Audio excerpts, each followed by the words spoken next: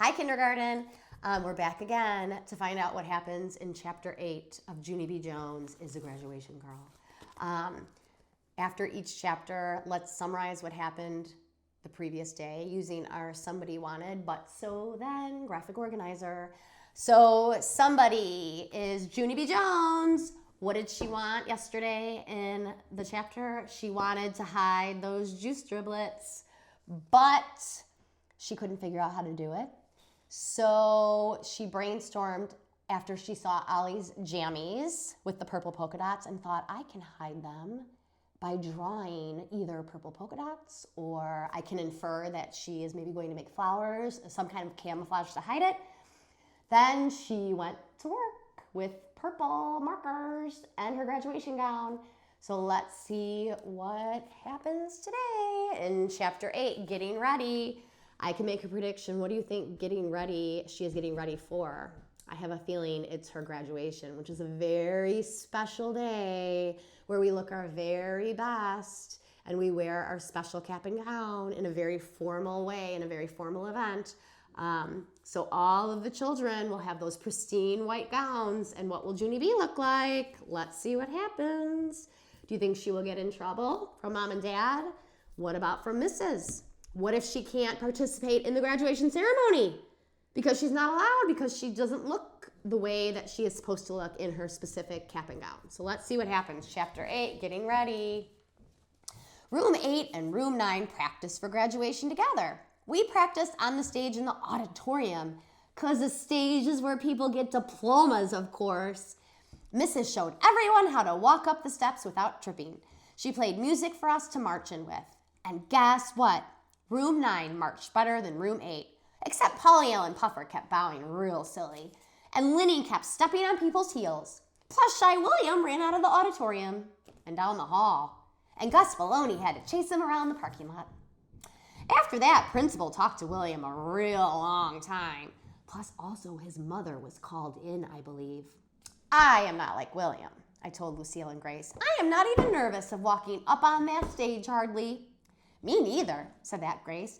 I am not nervous of walking up on that stage hardly either. Lucille fluffed her fluffy hair. My Nana says that I was born to be on the stage, she said. Nana says that people enjoy looking at me because I am a feast for their eyes. After that, Lucille wrinkled her nose very cute and she skipped around and around in a circle. Grace and I watched her for a real long time. Then finally, Lucille stopped skipping, and all of us hugged and hugged, because we are the bestest three friends I ever even saw. Graduation week went by very fast. Friday night came in a jiffy. I felt so excited I couldn't even eat my dinner that good. I got down from my chair, and I ran all over the house. Settle down, said Daddy.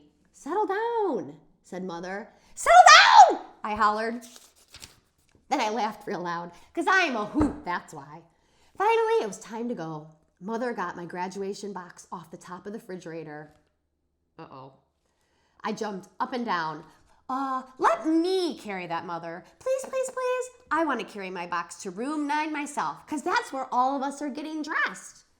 Mother handed me the box. Then Daddy said, settle down again, and all of us drove to my school. Grandpa and Grandma Miller met us in the parking lot.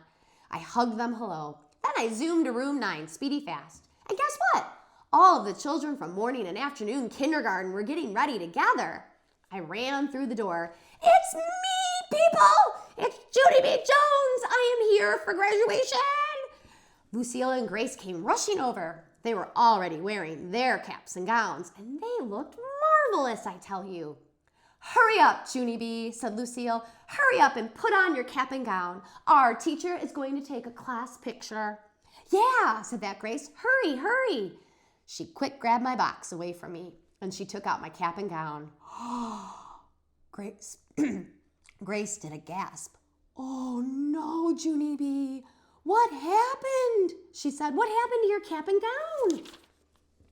My stomach felt squeezy and sickish, because that outfit looks spottier than I remembered. Put it down, Grace, I said. Don't show people. I don't want anyone to notice. Lucille laughed really loud. But that's so silly, Junie B, she said. How could people not notice? You colored big purple splotchies all over your graduation clothes. I did a huffy breath at that girl. Those are not big splotchies, Lucille, I said. Those are purple polka dotties that I drew to blend in my juice driblets. And that is a whole different ballgame, madam. Just then, some of the children heard me yelling. They turned to look. Great, Lucille, I said. Now look what you did. You called attention to myself. And so now, how can I even blend in? After that, I quick grabbed my graduation gown and I ran to the back of the room. Just then, I heard a voice. Junie B. Jones? I looked to the front of the room. It was my teacher. Mrs. stretched her neck to look back at me. Is there a problem back there, Junie B? She asked. I shook my head real fast. Mrs. No, I said, there isn't a problem, I promise.